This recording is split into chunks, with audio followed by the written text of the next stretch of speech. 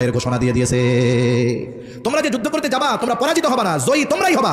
এই সিদ্ধান্ত আল্লাহ নিয়ে নিয়েছে। এখন তোমাদের কাজ হইল শুধু যুদ্ধের ময়দানের দিকে ছুটে যাওয়া। কিন্তু এই অবাধ্য জাতির জবাব ছিল কি? একটা তাকবীর দেই আমরা, নারায়ে তাকবীর, নারায়ে তাকবীর। আল্লামা হাসান জামিল সাহেবের আগমন। কথা আমার শেষ। এদের যুদ্ধে তো যাই নাই, বরং উল্টা ওরা কি বলছে যে আপনি আপনার রব গিয়ে জিহাদ করেন, আমরা বসে থাকলাম। এরা হলো সেই অবাধ্য জাতি, নাশকর গোজার জাতি। এই জাতির বিরুদ্ধে আমাদের ঘৃণা, বিদ্বেষ এবং যদি কখনো লড়াইয়ের প্রেক্ষাপট তৈরি হয়, লড়াই করতে হবে ইনশাআল্লাহ। আল্লাহ আমাদের কথাগুলো বুঝবার তৌফিক দান করেন, আমিন। ওয়া আখিরু দাওয়ানা আলহামদুলিল্লাহি রাব্বিল আলামিন। আল্লাহ তাআলা কুরআনুল কারীমের মধ্যে বলেন, লাকাদ সামিআল্লাহু কওলাল্লাযীনা ক্বালু ইন্নাল্লাহা ফাকীরুন ওয়া নাহনু আগনিয়া সানাকতুবু মা ক্বালু ওয়া কাতলাহুমুল আমবিয়া বিগাইরি হক। আল্লাহ রাব্বুল আলামিন জানায় দেন তারা আল্লাহর ব্যাপারে বলে, আল্লাহ তাআলা হলেন ফকির, আমরা হলাম ধনী। তারা আল্লাহকে ফকির বলে, নিজেদেরকে ধনী বলে। শুধু তাই না, আর এক জায়গায় বলে আল্লাহর হাত রিক্ত হয়ে গেছে, আল্লাহর হাত খালি হয়ে গেছে। তার মানে আল্লাহকে তারা কৃপণ বলে, নাউযুবিল্লাহ। আল্লাহ তাআলা বলেন, ওয়াকালাতিল ইয়াহুদু ইয়াদুল্লাহি মাগলুলা গুল্লাত আইদিহিম ওয়ালুইনু বিমা ক্বালু। আল্লাহ তাআলা বলেন, ইহুদিরা বলে আল্লাহর হাত শূন্য হয়ে গেছে, রিক্ত হয়ে গেছে। আল্লাহ তাআলা বলেন, শূন্য রিক্ত তো তাদের হাত। এই কথা যে তারা বলল, আল্লাহ তাআলা বলেন এই জন্য তাদের উপরে লানাত। আল্লাহর লানাত এই অবাধ্য জাতির উপরে, আল্লাহর অবাধ্য এই নাশকর গোজার জাতির উপরে। শুধু তাই না, নবী রাসূলগণও তাদের উপরে লানাত করেছেন। আল্লাহ তাআলা বলেন, লুইনাল্লাযীনা কাফারু মিন বানি ইসরাঈলা আলা লিসানি দাউদ ওয়া ঈসা ইবনে মারইয়াম। দাউদ আলাইহিস সালাম তাদের উপরে লানাত করেছেন, মারইয়াম আলাইহিস সালাম তাদের উপরে লানাত করেছে। তারা ইয়াহইয়া আলাইহিস সালামকে হত্যা করেছে, জাকারিয়া আলাইহিস সালামকে তারা হত্যা করেছে। পৃথিবীর মধ্যে একমাত্র জাতি যারা নবীদের হত্যা করেছে, ঈসা আলাইহিস সালামকে তারা হত্যার অপচেষ্টা করেছে। শুধু তাই না, আমার আপনার নবী মুহাম্মদুর রাসূলুল্লাহ সাল্লাল্লাহু আলাইহি ওয়াসাল্লামকেও এরা হত্যার অপচেষ্টা করেছে। রাসূলুল্লাহ সাল্লাল্লাহু আলাইহি ওয়াসাল্লামকে হত্যার অপচেষ্টা করেছে তারা। একবার একজন ইহুদি নারী নবীজি সাল্লাল্লাহু আলাইহি ওয়াসাল্লামকে দাওয়াত দিয়েছে তার বাড়িতে। আহলে কিতাব এই হিসাবে নবীজি দাওয়াত গ্রহণ করেছে। ওই মহিলা ছাগলের গোশতের সাথে বিষ মিশায়া দিছে। তারা 3 বার নবীজিকে হত্যার অপচেষ্টা করেছে। এখন দাওয়াতে গিয়া নবীজি ছাগলের গোশত মুখে দিয়েছেন। নবীজি সাল্লাল্লাহু আলাইহি ওয়াসাল্লামকে তৎক্ষণাৎ ওহী মারফত আল্লাহ তাআলা জানায় দিয়েছেন এই গোশতের সাথে বিষ মেশানো। নবীজি সাল্লাল্লাহু আলাইহি ওয়াসাল্লাম সবাইকে এই গোশত খাইতে মানা করে দিলেন। এই বিষের ক্রিয়া নবীজির মধ্যে যদিও তৎক্ষণাৎ দেখা দেয় নাই, কিন্তু ইন্তেকালের পূর্বে নবীজি সাল্লাল্লাহু আলাইহি ওয়াসাল্লাম আয়েশা সিদ্দিকা রাদিয়াল্লাহু তাআলা আনহাকে বলেছিলেন, আয়েশা, ওই যে ইহুদি আমাকে ষড়যন্ত্র করে বিষাক্ত গোশত খাওয়াইছিল, ওই বিষক্রিয়া আমার মধ্যে প্রবল আকার ধারণ করেছে। ওই বিষের ক্রিয়ায় মনে হচ্ছে কেমন যেন আমার শিরা উপশিরা ছিঁড়ে যাচ্ছে। রাসূল আকরাম সাল্লাল্লাহু আলাইহি ওয়াসাল্লাম ওই সময়ও ওই মহিলার উপরে অ্যাকশন নেন নাই, মাফ করে দিয়েছেন, কিছু বলেন নাই। এরপরে আর একবার ইহুদিদের মধ্যে একটা বিষয় নিয়ে গঞ্জাম লাগছে, ইহুদি আর মুসলমানদের মধ্যে। নবীজি সাল্লাল্লাহু আলাইহি ওয়াসাল্লাম এই বিষয়ের মীমাংসার জন্য যাবেন। আল্লাহ রাসূল সাল্লাল্লাহু আলাইহি ওয়াসাল্লাম যখন ওই ইহুদি গোত্রের মধ্যে গেছে, নবীজিকে একটা দেয়ালের সাথে বসার ব্যবস্থা তারা করছে, আর এই দিক দিয়া ষড়যন্ত্র করছে দেয়ালের উপর থেকে আমার আপনার নবীর উপরে বড় পাথর তারা ফেলে দিবে, পাথরের আঘাতে নবীজি মারা যাবে, ষড়যন্ত্র করছে। আল্লাহ তাআলা আমার আপনার নবীজিকে আবারও ওহী মারফত জানায় দিয়েছে। এরপরে আরেকবার নবীজি সাল্লাল্লাহু আলাইহি ওয়াসাল্লামের চুল নিয়া ভাঙ্গা চিরুনির মধ্যে 11টা গিট্টু দিয়ে তারা ক্ষতি করার চেষ্টা করেছে। আল্লাহ রাসূল সাল্লাল্লাহু আলাইহি ওয়াসাল্লামের উপরে জাদুর প্রক্রিয়া প্রভাব পরিলক্ষিত হয়েছে। ওহীর মাধ্যমে নবীজিকে জানায় দেওয়া হয়েছে যে অমুক একটা পরিত্যক্ত কূপের মধ্যে একটা ভাঙা চিরুনিতে আপনার চুল নিয়ে 11টা গিট দিয়ে ক্ষতির চেষ্টা করা হয়েছে। ফিরিস্তাদের মাধ্যমে আল্লাহ তাআলা জানায় দিয়েছেন ওইখান থেকে চিরানো উঠানো হয়েছে। সূরা নাস ফালাক আল্লাহ তাআলা নাজিল করেছেন, প্রত্যেকটা আয়াত তিলাওয়াত করেছে, আর একটা গিট খুলে গেছে, আর আমার আপনার নবীজির উপর থেকে জাদুর প্রভাব দূর হয়ে গেছে। এইভাবে এরা আমার আপনার নবীকেও হত্যার অপচেষ্টা করেছে। এদের আরো অবাধ্যতার কারণে একটা সময় জাজিরাতুল আরব থেকে এদেরকে বিতাড়িত করা হয়েছে। পৃথিবীর কোথাও গিয়ে তারা স্থির হতে পারে নাই, কারণ যেখানেই গেছে ওখানেই বিশৃঙ্খলা তারা সৃষ্টি করেছে। অথচ এই জাতির প্রতি আল্লাহ তাআলার করুণা কত ছিল। পবিত্র কোরআনুল কারীমের মধ্যে অনেক নিয়ামতের কথা আল্লাহ তাআলা বর্ণনা করেছে। যখন মূসা আলাইহিস সালাতু ওয়াস সালাম বনি ইসরাঈলদেরকে নিয়ে লোহিত সাগর পাড়ি দিয়ে চলে আসছে, আল্লাহ তাআলা ফেরাউনের জুলুম থেকে আল্লাহ তাআলা তাদেরকে নিষ্কৃতি দিয়েছেন। তাদের চোখের সামনে ফেরাউনের করুণ পরিণতি হয়েছে, তারা নিজ চোখে দেখছে। যখন তারা দরিয়ার ওপর পারে সমুদ্র পাড়ি দেওয়ার জন্য অপেক্ষা করতেছে, ফেরাউনের বাহিনীর কাছে যখন খবর চলে গেছে যে মূসা আলাইহিস সালাম তো তার উম্মতদেরকে নিয়ে মিশর ছেড়ে চলে যায়, শত্রু হাতছাড়া হয়ে গেল। 6 লক্ষ সশস্ত্র সৈন্য নিয়ে ফেরাউন মূসা আলাইহিস সালাম আর তার উম্মতের পেছনে দাওয়া করলো। আল্লাহ তাআলা কোরআনুল কারীমের মধ্যে সেই অবস্থার কথা তুলে ধরে বলেন, ফালাম্মা তারা আল জামআনি ক্বালা আসহাবু মূসা ইন্না লামুদরাকুন। বনি ইসরাঈলেরা মূসা আলাইহিস সালামের কাছে বলতেছে, যখন একদল অপর দলের দেখতে পায়, বনি ইসরাঈলেরা দেখতেছে ফেরাউন তার বাহিনী নিয়ে তাদের দিকে আসতেছে, আর ফেরাউনও দেখতে পায় যে তারা সমুদ্রের পারে দাঁড়ায় আছে, আজকে এদেরকে সমূলে নির্মূল করে দেওয়া হবে। এমত অবস্থায় মূসা আলাইহিস সালামের সাথীরা মূসা আলাইহিস সালাম রে বলতেছে, মূসা ইন্না লামুদরাকুন, আমরা তো ধরা পড়ে গিয়েছি, এখন তো বাঁচার কোনো উপায় নাই। 3 দিক দিয়ে ফেরাউনের বাহিনী, একদিকে সমুদ্র, হয়তো ফেরাউনের অস্ত্রের আঘাতে মরতে হবে অথবা সমুদ্রের পানিতে পড়ে মরতে হবে, তার মানে বাঁচার তো আর কোনো উপায় নাই। কিন্তু মূসা আলাইহিস সালাম এই পথে তো নিজ সিদ্ধান্তে আসেন নাই, বরং এই পথে আসার সিদ্ধান্ত যিনি দিয়েছেন তিনি কে? এজন্য শত্রু যদি চতুর্দিকে বেষ্টন করে ফেলে, আমরা যদি ঈমানি শক্তিতে বলীয়ান হতে পারি, শত্রুর সংখ্যা যত হোক, আমাদেরকে ওই শত্রুর মোকাবেলায় পথ প্রদর্শন যিনি করবেন তিনি কে? আল্লাহ। সম্প্রতি একটা খবরে দেখলাম যে মেঘালয় রাজ্যে অপরিত্যক্ত এক বিমান ঘাঁটি, আমাদের প্রতিবেশী দেশ ভারী ভারী সমরাস্ত্র আর আধুনিক যুদ্ধ বিমান এনে ওই জায়গায় প্রস্তুত করতেছে। প্রতিবেদক লিখতেছে, ওই বিমান ঘাঁটি থেকে তাদের ফাইটার যেই বিমান, যুদ্ধ বিমান, এটা ঢাকায় আসতে মাত্র 5 মিনিট লাগবে। কয় মিনিট? এই প্রতিবেদনগুলোর দ্বারা কিছু বুঝেননি, সংবাদ তো দিল, কিন্তু এর দ্বারা আমাদের একটা মেসেজ দিছে না, এটা শুধু একটা জানার খবর না, আমাদেরকে জানাইতেছে বেশি লাফালাফি করো না, ঢাকা উড়াই দিতে আমাদের মাত্র 5 মিনিট লাগবো। কথা বুঝেন নাই মনে হয়। চতুর্দিক দিয়ে ঘিরে ফেলছে, সমুদ্র একদিক, 3 দিকে আছে সেনাবাহিনী ফেরাউনের। আল্লাহ রাব্বুল আলামিন ওই অবস্থায়ও মূসা আলাইহিস সালামের সাথীদের রাস্তার ব্যবস্থা করে দিয়েছে। মূসা আলাইহিস সালামকে যখন তার উম্মতেরা বলতেছে ইন্না লামুদরাকুন, আমরা ধরা পড়ে গিয়েছি, আর মূসা আলাইহিস সালাম তৎক্ষণাৎ তাদের কথার জবাবে বলেন, কাল্লা ইন্না মাইয়া রব্বি সায়াহদিন, কখনোই ধরা পড়ব না, এখনো পড়ব না, পরেও পড়ব না। অনেক সময় হয় না, শত্রু একবার যদি হাতছাড়া হয়, রাগ তো জমা থাকে, দ্বিতীয়বার যদি পায় ওরে সাইজ ডাবল করে। ওদের ভয় হলো যদি এখন কোনো মতে বাঁচি, পরে যদি ধরা পড়ি তাইলে তো সাইজ ডাবল দিবে। তার মানে মূসা আলাইহিস সালাম জানায় দিলেন, ধরা এখনো পড়ব না, পরবর্তীতে পড়লে ডাবল সাইজ হওয়া লাগবে, এ চিন্তা কইরো না, কখনোই সে আমাদেরকে ধরতে পারবে না। এখন প্রশ্ন হইতে পারতো বনি ইসরাইলের, কি বলেন ধরা পড়ব না?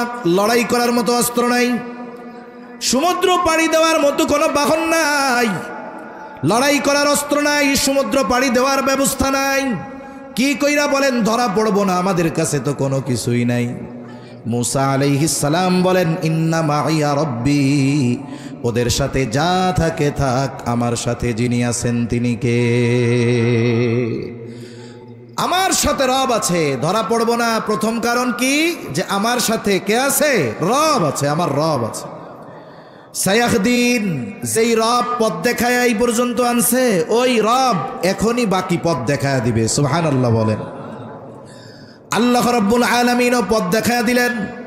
আল্লাহ তাআলা বলেন, ফাআওহাইনা ইলা মূসা আনিদরিব বিআসাকাল বাহর ফানফালাকা ফাকানা কুল্লু ফিরকিন কাত-তাউদিল আযীম। আল্লাহ তাআলা ওহী পাঠায় দিলেন মূসা আলাইহিস সালামের কাছে, প্রত্যাদেশ পাঠায় দিলেন, আনিদরিব বিআসাকাল বাহর। মূসা আলাইহিস সালামের সাথে যেই হাতে যেই লাঠিটা ছিল, এটা ছিল ওনার অন্যতম মুআজিজা। আল্লাহ তাআলা আদেশ করলেন, লাঠি দিয়া সাগরের উপরে আঘাত করেন। সাগরে আঘাত করলে লাঠি দিয়া কি হবে? একটা ঢেউও হবে না। কিন্তু মূসা আলাইহিস সালাম বলেন নাই কেন মারব, আদেশ করার সাথে সাথে বাড়ি মেরা দিছে। সুবহানাল্লাহ। এজন্য প্রকৃত ইমানদারের কাজ হলো, আল্লাহর পক্ষ থেকে যখন কোনো সুনির্দিষ্ট আদেশ আসে, আল্লাহ তাআলার পক্ষ থেকে যখন কোনো আদেশ নিষেধ আসে, এই আদেশ নিষেধ মান্য করার ক্ষেত্রে কোনো যুক্তির পেছনে না পড়ে যাওয়া। আমরা তো আল্লাহ তাআলার আদেশ মান্য করার ক্ষেত্রেও যুক্তি তালাশ করি যে এটা করলে কি হবে। এটা ঠিক নয়। ইমানদারের কাজ, আল্লাহর পক্ষ থেকে আদেশ আসছে, এর করলে কি হবে না করলে কি হবে এত কিছুর দরকার নাই।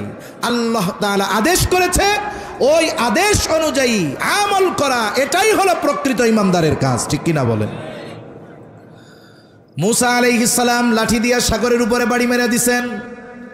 বাড়ি মারার সাথে সাথে সাগর দ্বিখণ্ডিত হয়ে গেছে।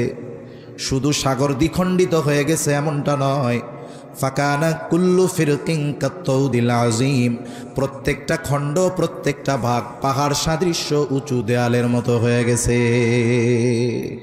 দুই দিকে সইরা গেছে, মধ্যে দিয়ে ফাঁকা রাস্তা, শুকনা ঠনঠনা রাস্তা আল্লাহ বানায়া দিছে।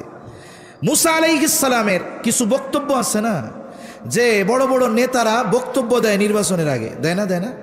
এই নির্বাচনের বক্তব্য অধিকাংশ ক্ষেত্রে মুখ আর মাইকে আর কানে বাজে, বাস্তবে পরিণত হয় না কখনো। কিন্তু মূসা আলাইহিস সালাম যে বক্তব্য দিয়েছে, কখনো ধরা পড়ব না, কাল্লা, ধরা পড়ব না। কেন?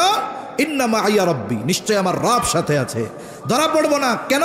বলে সায়াহদিন, আমার রব আমারে পথ দেখায় দিবে। সুবহানাল্লাহ বলেন। এই বক্তব্যের বাস্তবতা বনি ইসরাইল স্বচক্ষে দেখছে। এইবার তারা রাস্তা দিয়ে পার হওয়া শুরু করে দিছে। আল্লাহ তাআলা কোরআনুল কারীমের আরেক জায়গায় বলেন, ওয়াজাওয়াজনা বিবানি ইসরাঈলাল বাহরা ফাআতবাআহুম ফিরআউনু বিজুনুদিহি বাগয়ান ওয়া আদওয়া। আল্লাহ তাআলা জানায় দেন, আমি বনি ইসরাইলদেরকে সমুদ্র পার করায় দিলাম। যখন বনি ইসরাইল মাঝ পথ অতিক্রম করলো, ফেরাউন তার বাহিনী নিয়ে সমুদ্রের পাড়ে, রাস্তার পাড়ে চলে আসছে। আইসা দেখে বিশাল এক রাস্তা।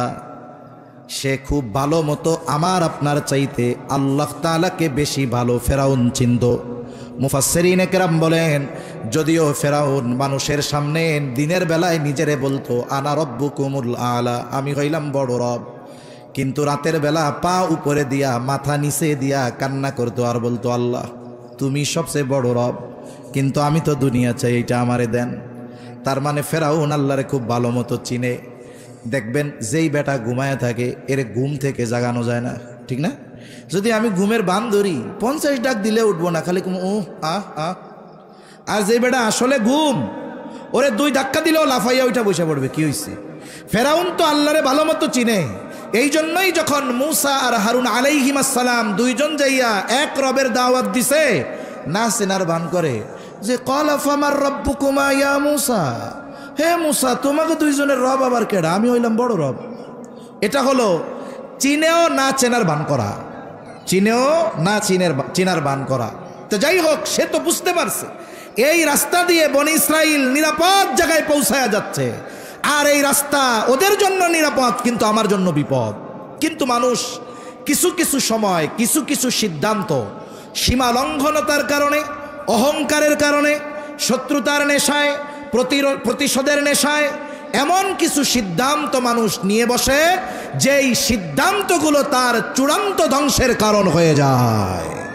মনে রাখবেন, যেই জমিনের উপরে মুসলমানদের উপরে রক্ত পড়ে, মুসলমানদের রক্তের দ্বারা জমিনের পবিত্রতা বাড়ে। ওই জমিন যেমন চাষ দেওয়ার জন্য পানির দরকার হয়, একটা জমিন যত উর্বর জমিন হোক, বলেন তো ওই জমিন যদি পানির দ্বারা নরম না হয়, ওই জমিনের উপরে যদি আপনি ধান চাষ করেন, ধান জীবনেও হবে না। ওইখানে পানি দরকার। ওই সুপ্ত জমিন, শুকনা জমিন, মৃত জমিন, এটাকে উর্বর করার জন্য পানি দরকার। অনুরূপভাবে যেই জায়গায় ইসলামের জন্য মুসলমানদের রক্ত প্রবাহিত হয়, ওই জমিনকে আল্লাহ তাআলা ইসলামের জন্য অতি দ্রুত কবুল করে নেয়। মনে রাখতে হবে, আপনি আমি অনেক কথা, অনেক বয়ান শুনেছি, নবীজির ভবিষ্যৎবাণী শুনেছি, পূর্ব দিকে এক যুদ্ধ হবে ইমানদার আর মুশরিকদের মধ্যে।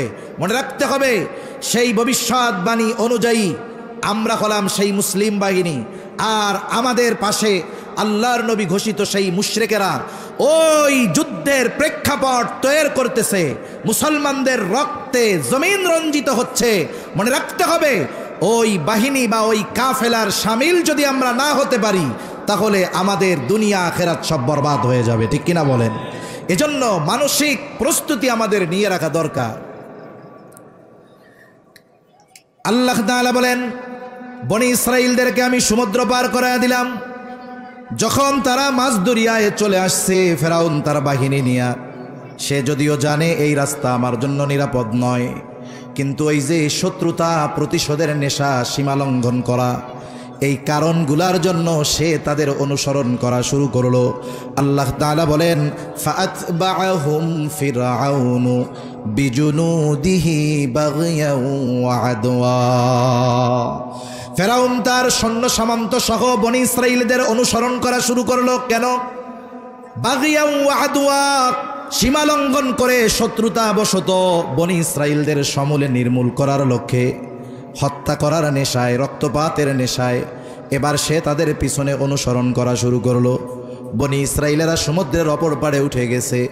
এখন যাদের জন্য আল্লাহ রাস্তা বানিয়েছেন, ওই রাস্তা ব্যবহার শেষ, প্রয়োজন শেষ। বলেন তো, এখন আর ওই রাস্তার দরকার আছে নাকি? আপনাদের রাস্তা দিয়ে আসার সময় কয়েকটা নতুন ব্রিজ পাইছি।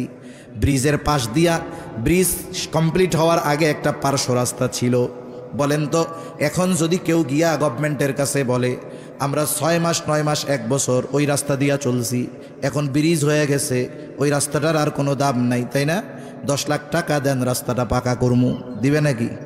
আর উল্টা করবে যে মাটি বালিগুলো আছে কাইটটা লইয়া যান, ওইটার জন্য খালের পানি ঠিক মতো যাইতেছে না। ঠিক কিনা বলেন? তার মানে রাস্তা যাদের জন্য বানানো হয়েছে, ব্যবহার শেষ, প্রয়োজন শেষ, এখন আর এই রাস্তার প্রয়োজন নাই। আল্লাহ তাআলা পানিকে নির্দেশ দিলেন, পানি তুমি আগের অবস্থায় ফিরে যাও।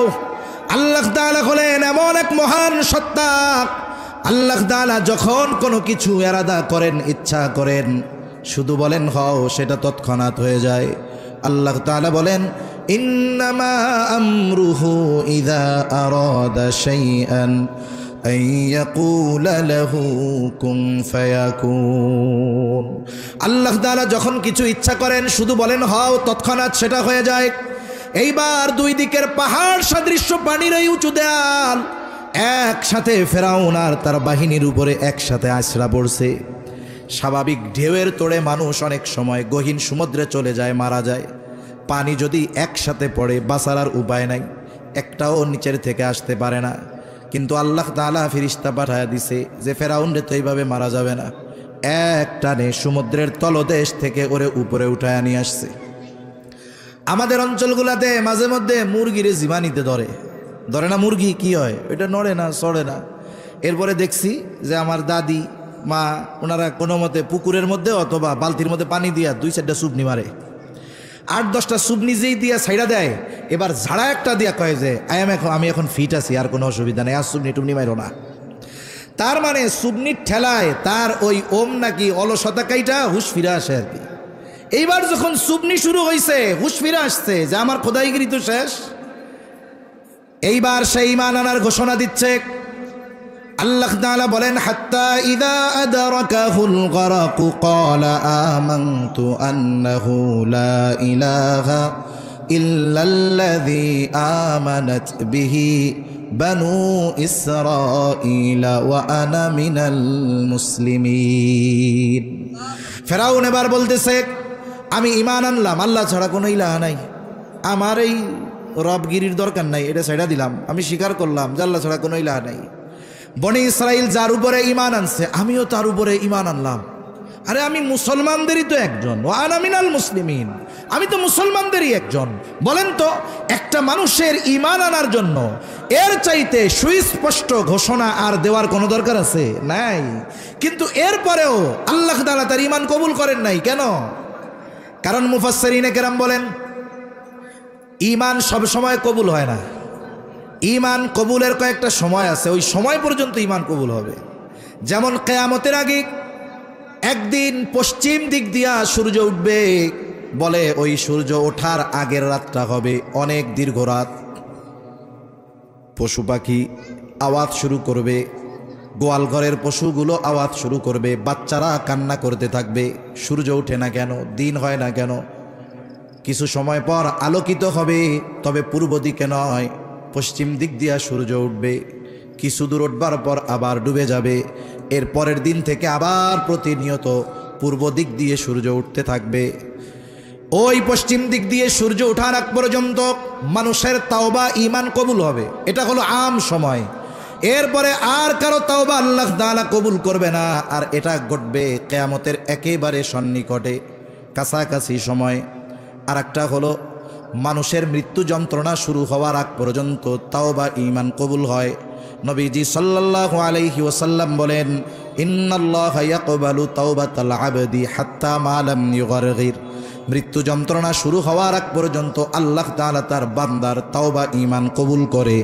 আর একটা হলো গজব আসার আগে যদি ঈমান আনে তাইলে ঈমান কবুল করা হয়, তবে গজব আসার পরে যদি ঈমান আনে তাইলে কবুল করা হবে না। যেমন ইউনূস আলাইহিস সালামের সম্প্রদায় অবাধ্য এক জাতি ছিল, তাদের অবাধ্যতা যখন চূড়ান্ত পর্যায়ে পৌঁছা গেল, আল্লাহ তাআলার পক্ষ থেকে ঘোষণা আসলো 3 দিন পর তাদের উপরে গজব আসবে। একদিন 2 দিন পার হয়ে গেছে, গজবের খবর দেওয়ার পরে এদের অবাধ্যতার মাত্রা আরো বাড়ছে। ইউনূস আলাইহিস সালাম দেখলেন এদের মধ্যে পরিবর্তনের কোনো আভাস নাই, বরং অবাধ্যতার মাত্রা আরো বাড়ছে। আল্লাহর গজব নিয়ে এরা ঠাট্টা মশকরা শুরু করে দিয়েছে। ইউনূস আলাইহিস সালাম চিন্তা করলেন, স্বাভাবিক যখন আল্লাহ তাআলা কোনো সম্প্রদায়ের উপরে গজব দিছে, আল্লাহ গজব দেওয়ার আগে ওই এলাকায় যাকে আল্লাহ নবী হিসাবে প্রেরণ করেছেন তাকে আগে নিরাপদ জায়গায় নিয়েছেন, এরপরে গজব দিছে। অতীতের এই বিষয়টাকে সামনে রেখে আল্লাহ তাআলার পক্ষ থেকে নির্দেশ আসার আগেই ইউনূস আলাইহিস সালাম এলাকা ছেড়ে চলে গেলেন। যেই দিন গজব হবে ওই দিন সকালবেলা সকলে দলে দলে ইউনূস আলাইহিস সালামের বাড়িতে আসছে। কোথায় ইউনূস আলাইহিস সালাম? আজকে নাকি গজব আসবে, মজা করার জন্য আসছে। বাড়িতে আইসা দেখে বাড়িতে কোনো লোক নাই, একেবারে খালি। তারা চিন্তা করলো আশেপাশে কোথাও গেছে কিনা, কয়েকজনকে পাঠায় দিছে, যাও আশেপাশে কোথাও ইউনূস আলাইহিস সালাম আছে কিনা একটু খোঁজ খবর নিয়ে আসো। তারা দীর্ঘ সময় তন্ন তন্ন করে খুঁজে এসে বলে কোথাও তার কোনো খবর নাই। ওরা চিন্তা করে, আহারে যুগের পর যুগ আমরা ইউনূস আলাইহিস সালামের সাথে এমন আচরণ করেছি, তিনি কখনো আমাদেরকে ছেড়ে চলে যান নাই, কিন্তু আজকে গজব আসার কথা, আর আজ তিনি বাড়িতে নাই, আমাদের ছেড়ে চলে গিয়েছেন, তাহলে গজব মনে হয় সত্যই আসবে। উনিও আমাদের উপরে রাগান্বিত হয়েছেন, আল্লাহর গজবও আমাদের উপরে আসবে। তাদের মধ্যে ভয় কাজ করা শুরু করে দিল। তারা আল্লাহ তাআলার কাছে ক্ষমা চাইল, মাফ চাইল, ঈমান আনলো। যেই গজব তাদের উপরে আসার কথা ছিল, ঈমান আনার কারণে আল্লাহ তাআলা সেই আসন্ন আযাব গজব তাদের উপর থেকে উঠায় নিয়ে গেলেন। ইউনূস আলাইহিস সালামের সম্প্রদায় ঈমান আনছে, আল্লাহ কবুল করেছেন। কেন? বলে গজব আসার আগে ঈমান আনছে। আর গজব আল্লাহ উঠাই নিছেন কেন? বলে গজব তো আসবে বেঈমানের উপরে, কাফেরের উপরে, এরা তো ঈমান আনছে, এই জন্য আল্লাহ এদের উপর থেকে আযাব উঠাই নিয়ে গেছে। কিন্তু ফেরাউন তো আযাব আসার আগে ঈমান আনে নাই। বরং যখন সুবনি শুরু হয়েছে তখন সেই ঈমান আনার ঘোষণা দিয়েছে। এই জন্য আল্লাহ তাআলা সুস্পষ্টভাবে ঈমানের ঘোষণা দেওয়ার পরেও ফেরাউনের ঈমান তাওবা আল্লাহ তাআলা কবুল করে নাই। এই যে ফেরাউন যে লোহিত সাগরের মধ্যে ডুইবা সলিল সমাধি ঘটল ফেরাউনের, সমুদ্রের অপর পারে দাঁড়িয়ে একেবারে সচক্ষে বনি ইসরাইলরা এই দৃশ্য দেখছে। এর মাধ্যমে কি হলো? মুসা আলাইহিস সালামের যেই বক্তব্য, এর সত্যতা তারা নিজের চোখে দেখলো যে ধরা কখনোই পড়ব না। কেন পড়ব না? কারণ আজকেই ফেরাউনের শেষ দিন, চোখের সামনে ফেরাউন শেষ। দ্বিতীয়ত ধরা পড়ব না কেন? রব সাথে আছে, রাস্তা বানায় দিবে। আল্লাহ সমুদ্রের মধ্যে দিয়ে রাস্তা বানায় দিচ্ছে। বলেন তো, এই বিষয়টা যদি কোনো দুর্বল ইমানদার দেখে, বেঈমানও যদি দেখে, আল্লাহর এই কুদরত আল্লাহর উপরে এবং তাদের উপরে, তাদের কাছে যেই নবী ছিল তার উপরে আস্থা, আল্লাহর প্রতি ঈমান, এগুলো আরো বাড়ার কথা ছিল। ঠিক কিনা বলেন? এত বড় নিয়ামত তারা পাইছে যে আল্লাহ তাআলা সমুদ্রের মধ্যে দিয়ে রাস্তা বানায় দিছে, পরবর্তীতে যেন কোনো চিন্তা না আসে মাথার মধ্যে, এই জন্য চোখের সামনে ফেরাউনরে শেষ করে দিচ্ছে। কিন্তু এদের পরিণতি কি হইল? এই নিয়ামতটা পাওয়ার পরেও ওই পারে গিয়ে এখন তারা টেনশন করতেছে, থাকমু কোথায় আর খামু কি? চিন্তা করছেন? সমুদ্রের ওই পারে গিয়ে তাদের টেনশন এখন কি? থাকবো কোথায়, খাবো কি? যেই আল্লাহ সমুদ্রের মধ্যে দিয়ে রাস্তা বানাইতে পারে, ওই আল্লাহ তাদের খাওয়ানোর ব্যবস্থা করতে পারে কি পারে না? তারা এবার কয়, মিশরেই ভালো ছিলাম, কমপক্ষে মাথা গোজার ঠাই তো কিছু ছিল। হ্যাঁ, আল্লাহ তাআলা তাদের জন্য মেঘমালারে ছাদ বানায়া দিয়েছেন। আল্লাহ তাআলা বলেন, ওয়াযাল্লালনা আলাইকুমুল গামামা ওয়া আনজালনা আলাইকুমুল মান্না ওয়াসসালওয়া। কয় থাকমু কোথায়, খামু কি? মাথার উপরে তো কিছুই নাই। আল্লাহ তাআলা তাদের জন্য মেঘমালারে ছাদ বানায়া দিলেন। সাথে সাথে আল্লাহ তাআলা আসমানি খাবারের ব্যবস্থা তাদের জন্য করলেন। মান্না সালওয়ার ব্যবস্থা আল্লাহ তাদের জন্য করেছে। আল্লাহ সুবহানাহু ওয়া তাআলা তাদেরকে মূলত জেরুজালেমের কর্তৃত্ব পুনরায় তাদের হাতে ফিরাইয়া দিতে চাচ্ছিলেন। ফেরাউনের জুলুম থেকে তারা বাঁচল। তাদের যে আদি পুরুষ হযরত ইয়াকুব আলাইহিস সালাম, ওনার সময় ইউসুফ আলাইহিস সালামের আহ্বানে যে বনি ইসরাইলেরা মিশর হিজরত করে চলে গেছিল, আল্লাহ তাআলা চাইলেন আবার জেরুজালেম বাইতুল মুকাদ্দাসের কর্তৃত্ব এদের হাতে আল্লাহ তুলে দিবে। ওই সময়টাতে পৃথিবীর সবচাইতে উর্বর এবং সবচাইতে উন্নত দামি জায়গা যেটা ছিল সেটার নাম হলো এই জেরুজালেম, বাইতুল মুকাদ্দাস। ওটা ছিল ওই সময়ের সবচাইতে দামি ভূমি। আল্লাহ তাআলা চাইলেন এটার কর্তৃত্ব তাদের হাতে ফিরিয়ে দিবেন। সবচাইতে আধুনিক শহর, সবচাইতে উর্বর জমিন ছিল এই বাইতুল মুকাদ্দাস, পৃথিবীর সবচাইতে দামি জায়গা। যেমন দেখেন না, আমেরিকার নিউ ইয়র্ক সিটিতে একটা ফ্ল্যাট থাকলে বাবা শত শত কোটি টাকা লাগে একটা ফ্ল্যাট কিনতে। দুবাইতে একটা ফ্ল্যাট কিনে মানুষ শুনি শত শত কোটি টাকা দিয়ে, বাড়ি না জমি না, একটা ফ্ল্যাট কিনে। ওই রকম তৎকালীন সময়ের সবচাইতে পবিত্র, সবচাইতে মূল্যবান, সবচাইতে আধুনিক, সবচাইতে উর্বর জায়গা ছিল এই বাইতুল মুকাদ্দাস। কারণ এর আশপাশ আল্লাহ তাআলা বরকত দিয়া ভরপুর করে দিছে। ঠিক কিনা বলেন? এর আশপাশ বরকতময়। স্বয়ং আল্লাহ তাআলা বলছে সবচাইতে বেশি নবী রাসূলরা ওই জায়গায় একত্রিত হয়েছে। সব নবী রাসূলের উপস্থিতিতে, আমার আপনার নবীর ইমামতিতে ওই জায়গায় 2 রাকাত নামাজ হয়েছে। এজন্য আল্লাহ তাআলা, এটা তো মেরাজের শুরু হওয়ার ভূমি, আল্লাহ তাআলা ইসরা করাইছেন মসজিদুল হারাম থেকে মসজিদে আকসা। মসজিদে আকসা থেকে নবীজির সফর শুরু হয়েছে ঊর্ধ্বলোকে।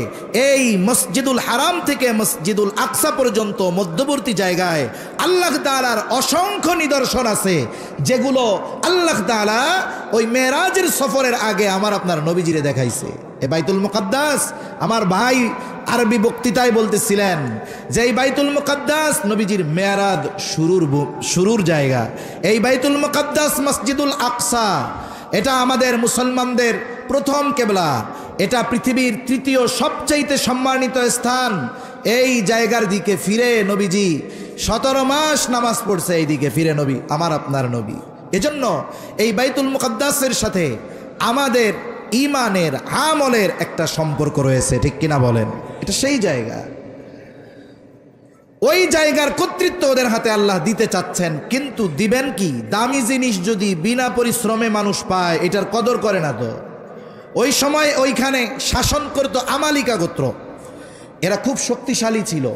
তবে যতই শক্তিশালী হোক না কেন, আল্লাহ তাআলা যাদের সাথে আছে, শক্তিশালী যতই হোক শত্রু বাহিনী, আল্লাহ যাদের সাথে আছে বিজয় তাদেরই হবে, ঠিক কিনা বলেন? এখন মুসা আলাইহিস সালাম সাদও হইছে, খাবারের ব্যবস্থাও হইছে।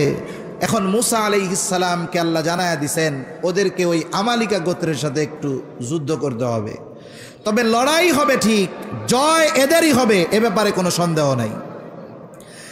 মুসা আলাইহিস সালাম তার সম্প্রদায়কে ডাইকা বলতেছে, আল্লাহ তাআলা কোরআনুল কারীমের মধ্যে বলেন, ওয়াইদ ক্বালা মুসা লিকাওমিহি ইয়া কওমি যকুরু নি'মাতাল্লাহি আলাইকুম ইয জাআলা ফীকুম আমবিয়া ওয়া জাআলাকুম মুলুকা ওয়া আতাকুম মা লাম ইউতি আহাদাম মিনাল আলামিন। আমি যেই কথা বলতেছিলাম যে আল্লাহ তাআলা এই জাতিকে কত নেয়ামত দিয়েছে, কোরআনুল কারীমে সূরা বাকারার মধ্যে ধারাবাহিকভাবে বনি ইসরাইলকে প্রদত্ত অনেকগুলো নেয়ামতের কথা আল্লাহ বর্ণনা করেছেন। আবার এই নেয়ামতগুলোর বিপরীতে তাদের যে নাশুকরি, এগুলোর বিষয়েও আল্লাহ তাআলা উল্লেখ করেছে। মুসা আলাইহিস সালাম তাদেরকে যুদ্ধের নির্দেশ দেওয়ার আগে নেয়ামতের কথা স্মরণ করায় দিচ্ছে। কারণ অনেক সময় আছে, আপনি যদি আমাকে কঠিন কোনো বিষয়ের আদেশ দিতে চান, আর অতীতে যদি আমার প্রতি আপনার কোনো অনুগ্রহ থাকে, আদেশ দেওয়ার আগে যদি ওই অনুগ্রহের কথা আমার একটু স্মরণ করায়া দেন, তাহলে স্বাভাবিকভাবে আমার বিবেক বলবে, আহারে যেই ব্যক্তি অতীতে আমার জন্য এত কল্যাণকর কিছু করেছে, আজকে তার আদেশটা কষ্ট হলেও আমার মান্য করা দরকার, ঠিক কিনা বলেন? এই জন্য জেহাদের আদেশ দেওয়ার আগে মুসা আলাইহিস সালাম আল্লাহ প্রদত্ত বনি ইসরাইলীদেরকে দেওয়া কিছু নেয়ামতের কথা উল্লেখ করতেছে। মুসা আলাইহিস সালাম তার সম্প্রদায়কে বলতেছে, আল্লাহ তাআলা বলেন, ওয়াইদ ক্বালা মুসা লিকাওমিহি ইয়া কওমি যকুরু নি'মাতাল্লাহি আলাইকুম ইয জাআলা ফীকুম আমবিয়া ওয়া জাআলাকুম মুলুকা। মুসা আলাইহিস সালাম বলেন, ওয়াযকুরু নি'মাতাল্লাহি আলাইকুম, তো আমার সম্প্রদায় তোমরা ওই সমস্ত নেয়ামতের কথা স্মরণ করো যেগুলো আল্লাহ তোমাদের দিয়েছে। কি নেয়ামত দিয়েছে? স্বাভাবিকভাবে নেয়ামতটা যদি এক হিসাবে ধরি তাহলে দুই ধরনের হয়।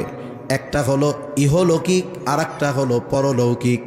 একটা হলো দুনিয়াবি, আর একটা হলো পরকালীন সম্পৃক্ত। পরকালীন সম্পৃক্ত অথবা জাগতিক সম্পৃক্ত সবচাইতে বড় নেয়ামত হলো নবুয়ত। নবুয়তের মতো মর্যাদাপূর্ণ সম্মানজনক নেয়ামত আর কিছু হইতে পারে না। এজন্য এক নম্বরে তিনি বলতেছেন, ইয জাআলা ফীকুম আমবিয়া, তোমাদের মধ্য থেকে আল্লাহ তাআলা অনেক নবী প্রেরণ করেছেন, নবী বানিয়েছে। বনি ইসরাইলের নবীর সংখ্যা কত? মুহাম্মাদুর রাসূলুল্লাহ সাল্লাল্লাহু আলাইহি ওয়াসাল্লাম বলেন, বনি ইসরাইল কখনো নবী শূন্য হয় নাই। ঈসা আলাইহিস সালাম পর্যন্ত তারা কখনো নবী শূন্য হয় নাই। একজন মারা গেছে তো আল্লাহ তাআলা আর একজনকে নবুয়াত দিয়া ওই শূন্য স্থান আল্লাহ পূরণ করে দিয়েছে। এরা হলো এমন এক বংশ, যেই বংশ কখনো নবী শূন্য হয় নাই ঈসা আলাইহিস সালাম পর্যন্ত। এর চাইতে বড় মর্যাদার কি হইতে পারে? একদিন এক খবরে দেখলাম, এক গ্রামের ব্যাপারে খুব আকারে একটা খবর প্রচার হইতেছে। খবর কি বলে, এক গ্রামে এই বছর 8 জন বিসিএস ক্যাডার হইছে। কয়জন? 8 জন বিসিএস ক্যাডার।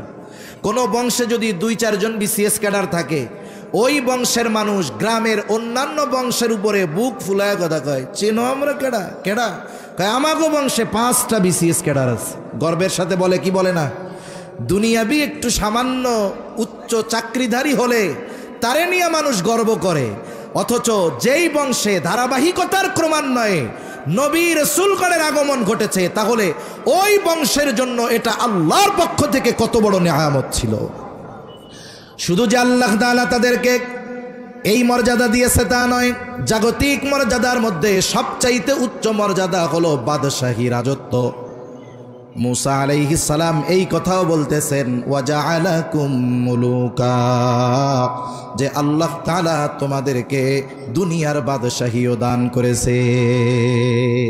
দাউদ আলাইহিস সালাম, সুলাইমান আলাইহিস সালাম যদি মুসা আলাইহিস সালামের পরে, কিন্তু বনি ইসরাইলের মধ্যে আল্লাহ তাআলা এইরকম বড় বড় বাদশা দান করছে। জাগতিক নেয়ামতের মধ্যে অন্যতম বড় নেয়ামত হলো রাষ্ট্র পরিচালনার দায়িত্ব পাওয়া। আল্লাহ এটাও তোমাকে দিছে। শুধু তাই না, ওয়া আতাকুম মা লাম ইউতি আহাদাম মিনাল আলামিন, বলে আল্লাহ তাআলা তোমাদেরকে যেই নেয়ামত দিয়েছে গোটা বিশ্ব জগতে এইরকম নেয়ামত আর কাউকে আল্লাহ দেয় না। তোমাদেরকে আল্লাহ এমন কিছু নেয়ামত দিছে যা গোটা পৃথিবীতে আর কাউকে দেয় নাই। এটা ওই সময় পর্যন্ত ঠিক ছিল, কিন্তু আমার আপনার নবী আগমনের মাধ্যমে আগের বিষয়টা যে গোটা পৃথিবীর মধ্যে আর কাউরে দেয় নাই, এই বিষয়টা আর নাই। কিন্তু মুসা আলাইহিস সালাম যখন বনি ইসরাইলীদেরকে বলেছে যে আল্লাহ তাআলা তোমাদেরকে এমন কিছু নেয়ামত দিছে যা গোটা বিশ্ব জগতে আর কাউকে দেয় নাই, ওই সময় পর্যন্ত আল্লাহ প্রদত্ত সবচাইতে বেশি নেয়ামত প্রাপ্ত যেই জাতি সেটা ছিল বনি ইসরাইল। এত নেয়ামত তারা পাইছে আল্লাহর পক্ষ থেকে। এই নেয়ামতের কথা স্মরণ করায় দিয়া এইবার মুসা আলাইহিস সালাম তাদেরকে যুদ্ধের আদেশ দিছে। চিন্তা করছে, ইহলৌকিক বড় নেয়ামত নবুয়তের কথা উল্লেখ করলাম, পরলৌকিক বড় নেয়ামত নবুয়তের কথা বললাম, ইহকালীন বড় নেয়ামত মুলকিয়াত রাজত্বের কথা উল্লেখ করলাম, অগণিত নেয়ামতের কথা বললাম। যেই আল্লাহ এত নেয়ামত দিছে, এইবার ওই আল্লাহর আদেশটা একটু এদেরকে বলি, হয়তো এখন তারা যুদ্ধ করতে রাজি হবে। এবার উনি আদেশ দিচ্ছেন, ইয়া কওমি ইদখুলুল আরদাল মুকদ্দাসাতাল্লাতী কাতাবাল্লাহু লাকুম ওয়ালা তারতাদ্দু আলা আদবারিকুম ফাতানকালিবু খাসিরিন। মুসা আলাইহিস সালাম আল্লাহ প্রদত্ত নেয়ামত সমূহের কথাগুলো উল্লেখ করার পর এইবার তাদেরকে নির্দেশ দিলেন, হে আমার সম্প্রদায়, তোমরা ওই পবিত্র ভূমির মধ্যে প্রবেশ করো, আল্লাতী কাতাবাল্লাহু লাকুম, যেই জমিনের মালিকানা আল্লাহ তোমাদের জন্য নির্ধারিত করে রাখছে। এর দ্বারা আল্লাহ তাআলা বনি ইসরাইলদেরকে যুদ্ধ করার আগে যুদ্ধ বিজয়ের ঘোষণা দিয়ে দিয়েছে। তোমরা যে যুদ্ধ করতে যাবা, তোমরা পরাজিত হবা না, জয়ী তোমরাই হবা, এই সিদ্ধান্ত আল্লাহ নিয়েছে। এখন তোমাদের কাজ হইল শুধু যুদ্ধের ময়দানের দিকে ছুটে যাওয়া।